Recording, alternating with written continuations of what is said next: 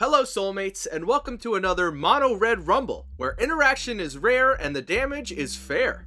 Let's get right into the deck overviews. Going first is me, playing Grenzo, Havoc Raiser. It's designed to get a bunch of cheap evasive creatures out, then swing getting triggers from the G-Man himself, stealing spells or forcing attacks. Second is CJ playing Ilharg the Raze-Boar. A deck looking to ramp fast, get Ilharg out as fast as possible, then swing and cheat some nasty creatures in. Third is Caps playing Zada, Hedron Grinder. This deck puts out a bunch of cheap creatures and tokens, then utilizes Zada's ability to copy spells to pump and dump damage out to opponents. Finally, there's Tom playing his Feldon of the Third Path deck.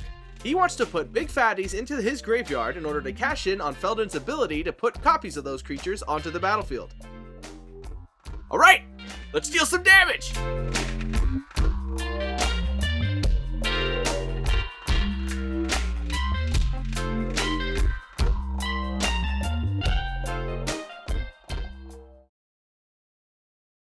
I play a mountain and pass. Then CJ does the same thing, and Caps does the same thing, and then Tom does the same thing.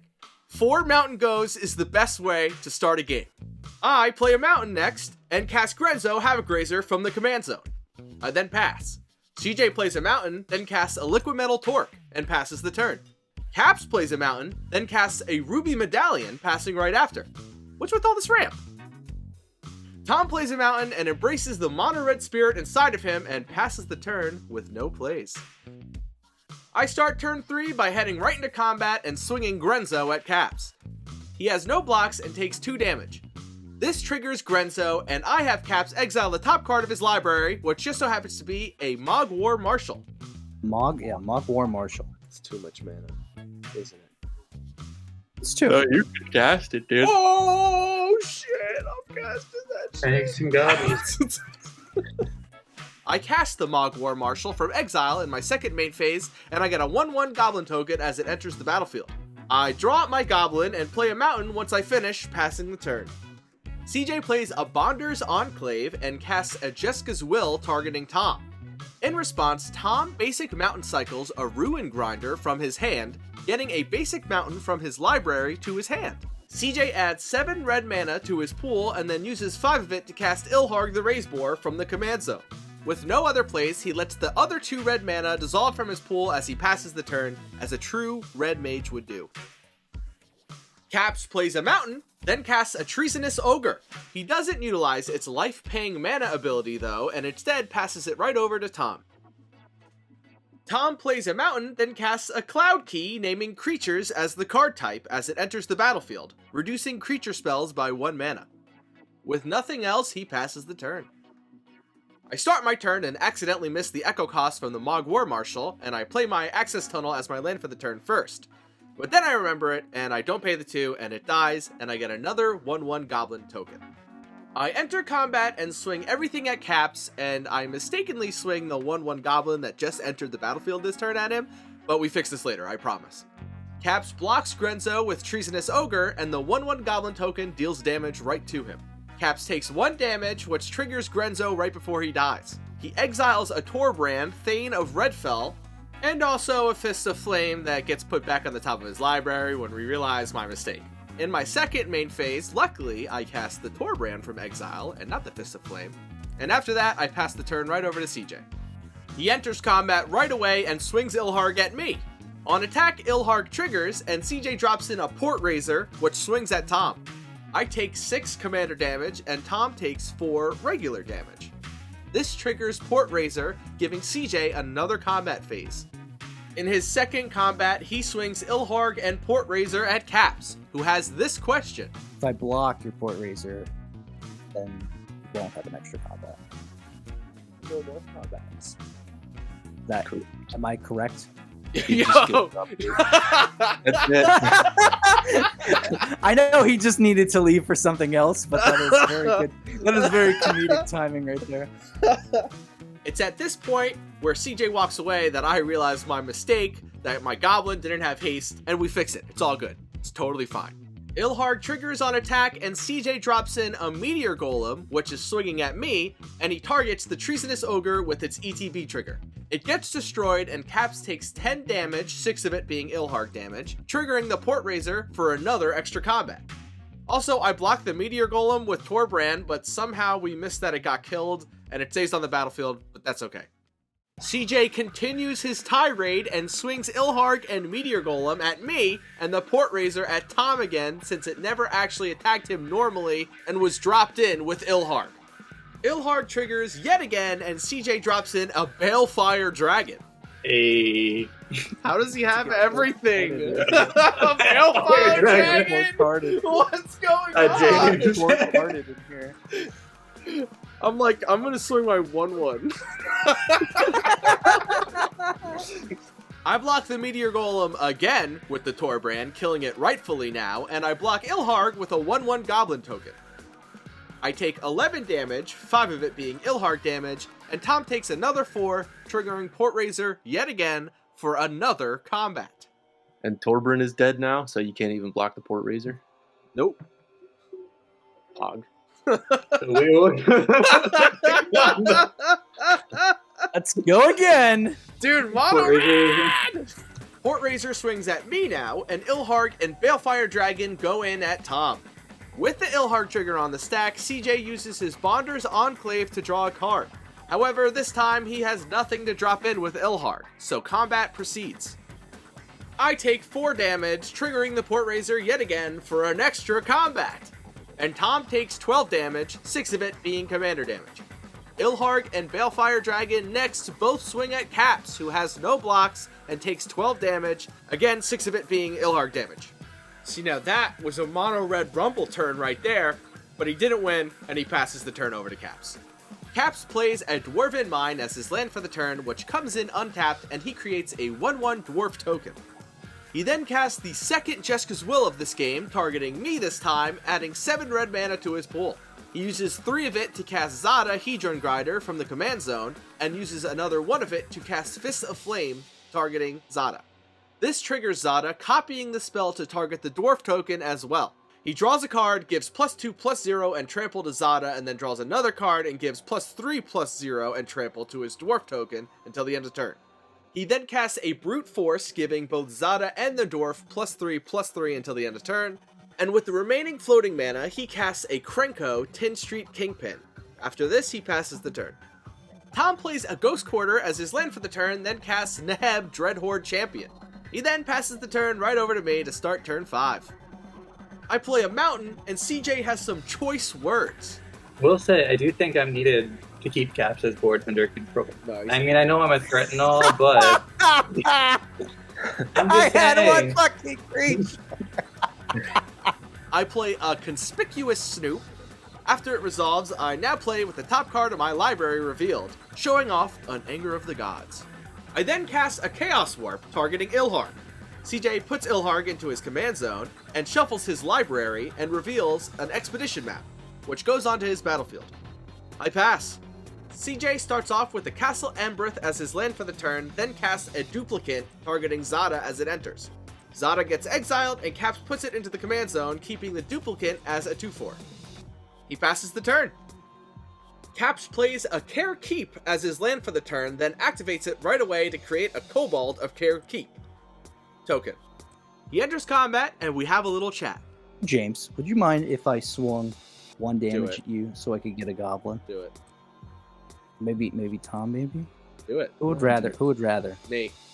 Of course, I'm a bit too eager to take this damage, and I get swung at by Krenko, Tin Street Goblin, triggering his ability, putting a +1/+1 counter on it, and creating 2 1/1 Goblin tokens. With no other plays, Caps passes the turn. Tom plays a Mountain, then enters combat right away. He swings Neheb at CJ, who has no blocks and takes 5 damage. This triggers Neheb, and Tom discards 2 Mountains and a Wayfarer's Bauble to draw 3 cards and add 3 red mana to his pool. He uses 1 of the red mana to play a Dockside Extortionist, which creates 4 treasure tokens as it enters the battlefield. He casts a Hazaret's Monument using 2 of the red floating mana and a Mountain, giving even further reduction to his creature spells, but only red ones this time. He casts a Wheel of Misfortune, the most confusing fucking wheel of all time. So we all gotta Write down a number and reveal it all at the same time. Lowest numbers do not wheel. Highest number takes that damage. Anything that's not the lowest does wheel, no matter what. I pick 3, CJ picks 6, Caps picks 1, and Tom picks 7. Caps does not wheel, while everyone else does, drawing 7, and Tom takes 7 damage. Since I have to reveal the top card of my library, everyone gets to know my draws. I discard a bunch, and you guys get to see all my draws.